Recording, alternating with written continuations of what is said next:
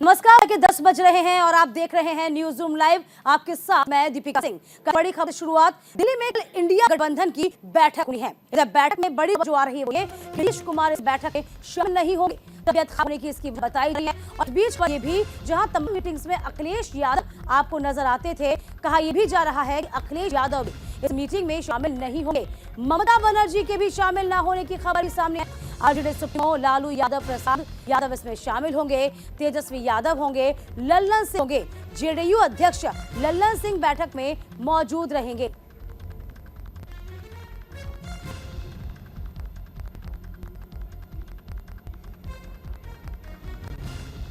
देखिए, कल बड़ी बैठक होनी है, मीटिंग होनी है, लेकिन हमेशा से अखिलेश यादव इस मीटिंग का हिस्सा बने हैं। लेकिन अब खबर यह भी आ रही है कि अखिलेश यादव शामिल नहीं होंगे।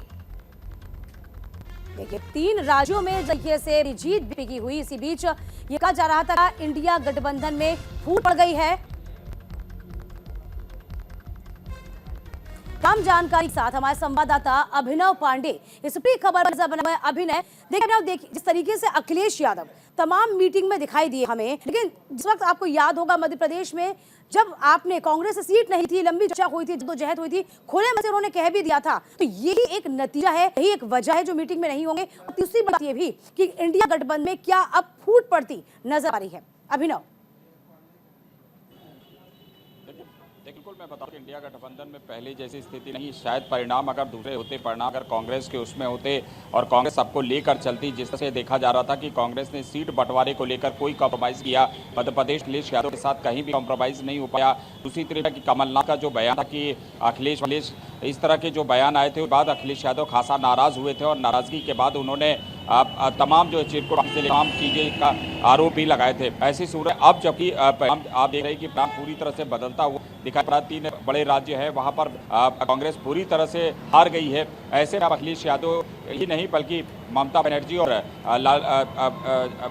नीतीश कुमार भी जो है इस इंडिया गठबंधन से पल्ला झाड़ते हुए दिखाई पड़ रहे हैं। हाँ, ममता ने जिस तरह से बहाना बनाया, उमर अब्दुल्ला ने भी कहा साफ तौर पर कि 3 महीने के बाद अब आपको याद आ रहा है मीटिंग की। देखिए, बिल्कुल इसीलिए जो है अखिलेश यादव नाराज थे और नाराजगी उनकी दिखाई पड़ रही थी। कल जब उसे पूछा गया तो उन्होंने ये भी बयान दिया था कि अगर गठबंधन किया होता, अगर गठबंधन में रहे होते, इसके अलावा जो है सीट बंटवारा शेयरिंग होती, परिणाम दूसरे रहे। उनके जो प्रवक्ता है उसने भी ट्वीट कर बयान दिया था, कटाक्ष किया था कांग्रेस पार्टी के ऊपर। और अब 3 महीने के बाद जबकि परिणाम हो चुके हैं, इलेक्शन हो चुका है, उसके बाद अभी इस तरह की चीजें निकल कर आ रही है। जाहिर सी बात है कि इंडिया गठबंधन जो है जो उसमें कहीं ना कहीं फूट पड़ती हुई दिखाई पड़ रही है। और ये कहीं ना कहीं एक राहत खबर यूपीए के लिए भी, एनडीए के लिए भी है, क्योंकि जिस तरह गठबंधन है, गठबंधन अगर तरह से बिखर जाता, क्योंकि पार्टी है, अगर अखिलेश यादव के साथ गठबंधन होता है और उत्तर प्रदेश में 80 लोकसभा की सीटें हैं, तो इसका कहीं ना कहीं कांग्रेस को भी या अन्य दलों को भी जो है इसमें नुकसान खासा उठाना पड़ सकता है। और सबसे हम यही कह रहे हैं, बीजेपी ने पहले से ही तैयारी कर ली है। विधानसभा चुनाव भी खत्म नहीं हुए थे कि लोकसभा की तैयारी में बीजेपी जुट चुकी है। लेकिन यही हम आइए गठबंधन की बात करते हैं, एक एक करके फूट नजर आती है। नीतीश को खुले से इसका विरोध कर चुके हैं कि आप मीटिंग की बात करते हैं, लेकिन मीटिंग कब होनी है, कैसे होनी है, उसमें आप कुछ खाका तैयार करते हैं। अब जो सुगबुगाहट है वो ये भी है कि यहाँ पर प्रेजेंटेटर के तौर पे, यानी कि प्रधानमंत्री का जो चेहरा होना चाहिए वो बतौर अब कहा जा रहा है नीतीश को सामने रखा जाना चाहिए, ऐसी भी कोई खबरें।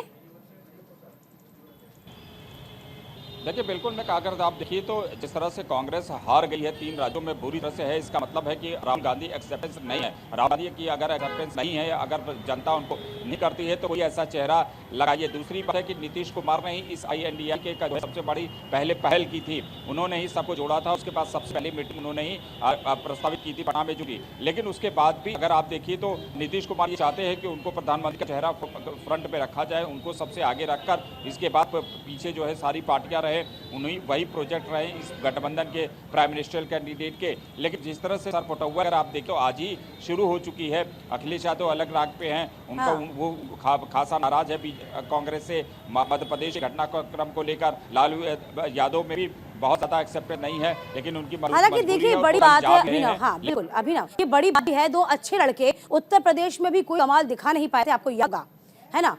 लेकिन यदि बात इंडिया गठबंधन के आने की बात करते हैं, मध्य प्रदेश की बात करते हैं, यदि कांग्रेस 5 से 10 सीटें यदि देती भी समाजवादी पार्टी को, हो सकता है फायदा ही होता, नुकसान कम ही होता जितना नुकसान हुआ है, और कहीं ना कहीं आपकी साख भी बच जाती। इधर का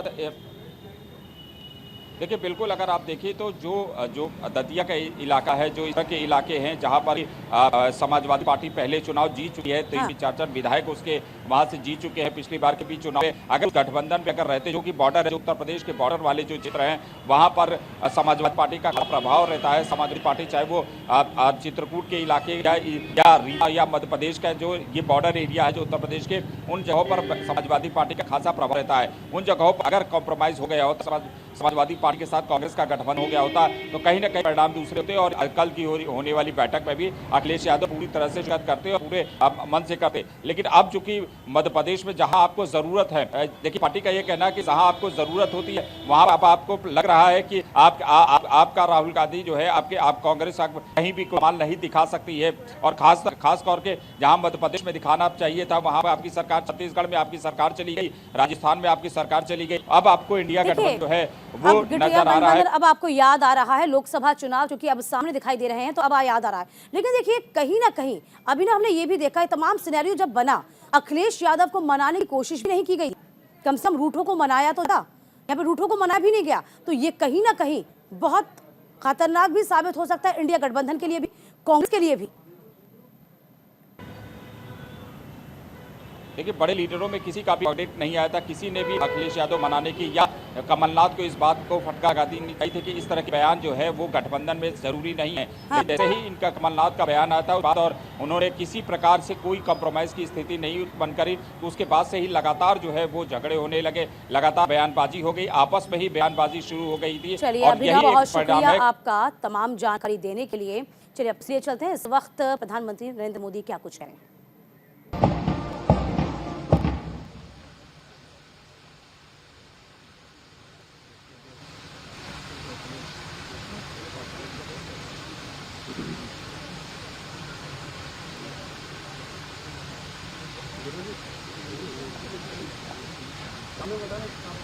थोड़ा सा भाई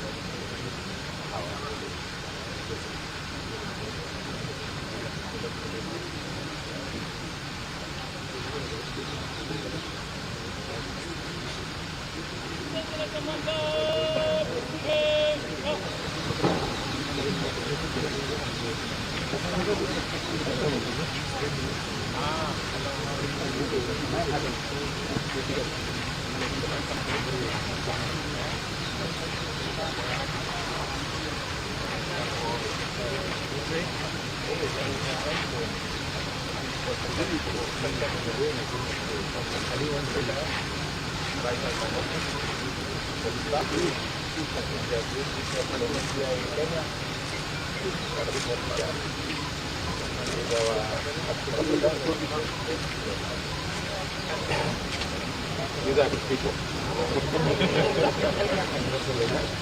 Members of staff.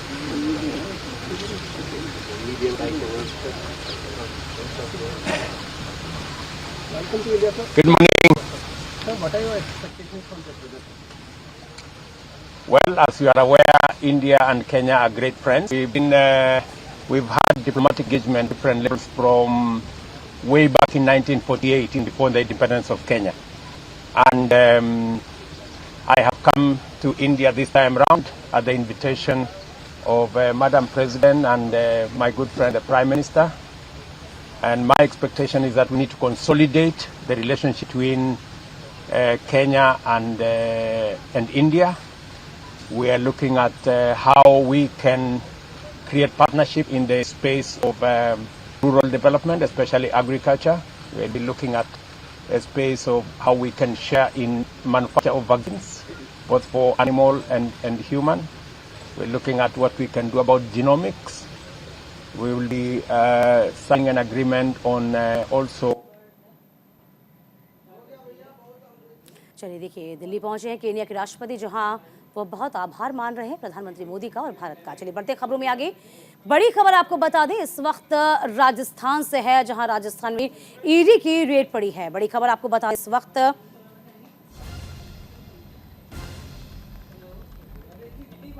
Rajasthan Haryana में ईडी की रेड है। खालिस्तानी आतंकियों से गैंगस्टर कनेक्शन पर यह रेड की जा रही है। गैंगस्टर लॉरेंस बिश्नोई के गुर्गों के खिलाफ ये रेड की गई है।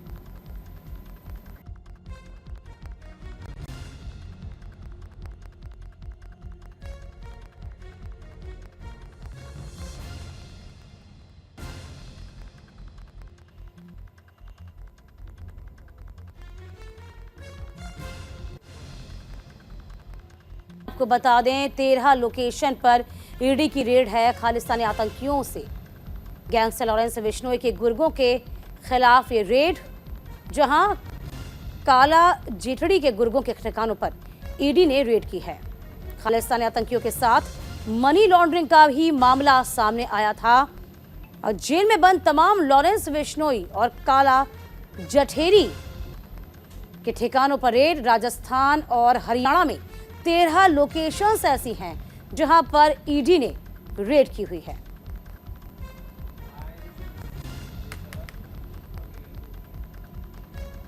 राजस्थान हरियाणा के 13 लोकेशन पर ईडी की कार्रवाई।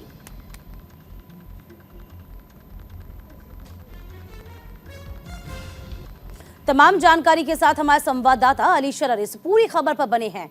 अली, देखिए जरा जानकारी दीजिए, राजस्थान और हरियाणा में 13 ऐसे लोकेशंस बताए जा रहे हैं जहां पर ईडी की रेड पड़ रही है।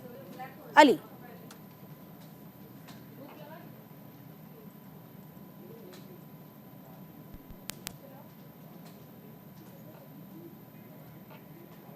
अली आप अपनी आवाज को एक दफा अनम्यूट करिए।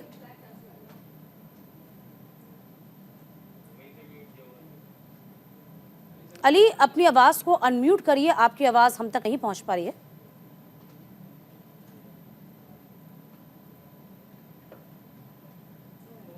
संपर्क साधने की अली से हम कोशिश कर रहे हैं, लेकिन खबर भी लगातार आपको दे दें कि इस वक्त राजस्थान और हरियाणा में लगभग 13 ऐसी लोकेशंस हैं जहां पर ईडी की रेड पड़ रही है। लगातार आपको बता दें, तमाम ऐसे गैंगस्टर हैं, उनके कनेक्शंस को खंगाला जा रहा है। कहा जा रहा है कि ये तमाम गैंगस्टर मनी लॉन्ड्रिंग के जरिए पैसा मंगवाते थे और इन्हीं के तमाम ठिकानों पर इस वक्त ईडी ने छापा मारा है। तो खालिस्तानी आतंकियों से जुड़े तमाम जो गैंगस्टर हैं वो रडार पर हैं। राजस्थान और हरियाणा 13 ऐसे लोकेशंस जहां पर ईडी की रेड है। तो खालिस्तानी आतंकियों से जुड़े गैंगस्टर पर रेड की जा रही है। तमाम गैंगस्टर के कच्चे चिट्ठों को खंगाला जा रहा है कि आखिरकार क्या इनका कनेक्शन सामने आ रहा है। तो बड़ी खबर आपको बता रहे हैं।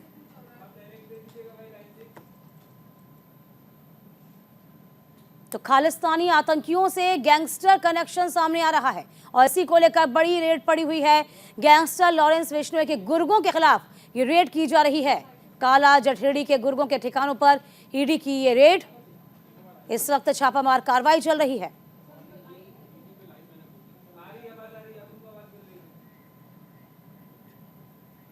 अली, हमारे संवाददाता एक बार फिर से जुड़ रहे हैं। अली, देखिए 13 लोकेशंस पर ईडी की बड़ी कार्रवाई, जानकारी।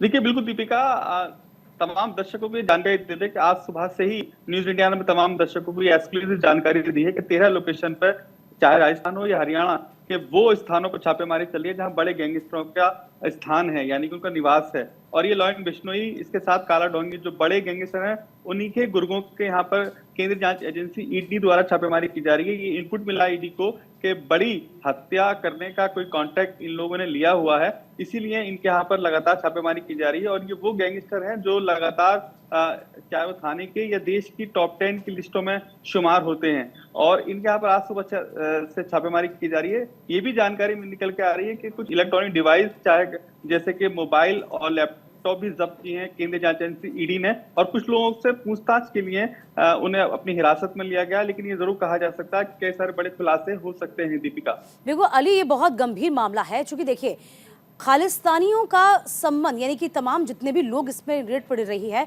खालिस्तानियों का आतंकियों से संबंध है और आतंकियों से जुड़े गैंगस्टर कनेक्शन, ये बहुत गंभीर विषय हो जाता है। अली, देखिए बिल्कुल साफ तौर पर आपको बता दें, एनआईए के बाद अब ईडी इसमें इसलिए इन्वॉल्व हुई है क्योंकि मनी लॉन्ड्रिंग से जुड़ा पूरा मामला निकल के आ रहा है कि खालिस्तानी जो गैंगस्टर हैं उन्होंने मनी लॉन्ड्रिंग भी की हुई है और उनके साथ ही जो हैं इस पूरे गैंग में शामिल, उनके यहाँ पर छापेमारी चल रही है। और ये भी जानकारी निकल के आ रही है कि कई सारे बड़े इसमें खुलासे हो सकते हैं क्योंकि जो सुबह 6 बजे से छापेमारी चल रही है उसमें कई सारे लोग हिरासत में लिए गए और ये वो लोग हैं जो बेल पर जेल से बाहर हैं, यानी कि हत्या, लूट और डकैती जैसे मामलों में लगातार ये इन्वॉल्व हैं और इनसे पूछताछ की प्रक्रिया अपनाते हुए पुलिस आगे की ओर चल रही है और ये भी जानकारी मिल रही है कि कई बड़े खुलासे दीपिका हो सकते हैं आज। चलिए, बहुत शुक्रिया अली, इस खबर पर नजर बनाए रखिएगा, अपडेट आपसे लेते रहेंगे। तो फिलहाल अपने तमाम दर्शकों को बता रहे हैं, राजस्थान और हरियाणा में 13 लोकेशन पर इस वक्त ईडी की रेड पड़ रही है। तमाम कनेक्शन को यहां पर खंगाला जा रहा है। चलिए, बड़ी खबर आपको बता दें, इस वक्त मथुरा से मिल रही है, जहां पर कल बाबरी, यूपी के मथुरा से बड़ी खबर है। 6 दिसंबर को लेकर प्रशासन बेहद सतर्क नजर आ रहा है। तो मथुरा को अलर्ट पर रखा गया है, जगह जगह सुरक्षा के चाक चौबंद व्यवस्था की गई है। जिला प्रशासन ने 53 लोगों को इस बाबत पाबंद किया है। हिंदूवादी संगठनों से जुड़े 53 लोगों को पाबंद किया गया। कि बड़ी खबर आपको बता दें, सोशल मीडिया पर भी कहीं कोई अप्रिय घटना न घटे, इसका भी पूरा ख्याल रखा जा रहा है। तो प्रदेश की आबो हवा ना बिगड़े, लेकिन तमाम जो बड़े मंदिर हैं उन पर नजर रखी जा रही है। तो उत्तर प्रदेश के मथुरा जिले में 6 दिसंबर यानी कि बाबरी मस्जिद विंध्यवास की बरसी को देखते हुए सुरक्षा के पुख्ता इंतजाम हैं। इसी को लेकर जिला प्रशासन भी सतर्क है। डीएम शैलेंद्र कुमार ने, और बता दें आपको कि एसएसपी शैलेश पांडे ने स्थानीय अन्य अधिकारियों के साथ बैठक की है। पूरे मामले को लेकर सुरक्षा से जुड़े हर मामले पर खाका तैयार किया गया। संबंधित अधिकारियों को निर्देश जारी किए गए और इसी के साथ ही जिलाधिकारी शैलेंद्र कुमार सिंह स्थानीय जनता से अपील की कि 6 दिसंबर को लोग बाकी दिनों की तरह भगवान श्री कृष्ण जन्मभूमि पर भगवान के दर्शन कर सकते हैं। आपको ये भी बता दें कि 6 दिसंबर को लेकर कुछ हिंदूवादी संगठनों ने श्री कृष्ण जन्म स्थान पर दीपदान और गर्भगृह में अभिषेक करने जैसे कार्यक्रम आयोजित करने की घोषणा की, जिसमें हवन है, दीपदान है, अभिषेक करने की घोषणा करने वाले संगठनों के पदाधिकारियों को इसमें शामिल किया गया। इधर डीएम शैलेंद्र कुमार ने कहा है कि 6 दिसंबर को भी परंपरागत रूप से जैसे मंदिर में नियमित दर्शन होते हैं वैसे ही होंगे। देखिए 6 दिसंबर को जहाँ तक मथुरा की बात है, यहाँ कोई स्पेसिफिक चीज़ तथ्य नहीं है, लेकिन जो परंपरागत यहाँ पर जो अन्य दिनों के जो दर्शन होते हैं उस तरह से 6 दिसंबर को भी दर्शन होते रहेंगे। कोई नई परंपरा की शुरुआत नहीं होने दी जाएगी, किसी भी दशा में नहीं होने दी जाएगी। जो परंपरागत आयोजन होते हैं, जो दर्शन पूजन होता है, जो नमाज होती है, वो यथावत चलती रहेगी।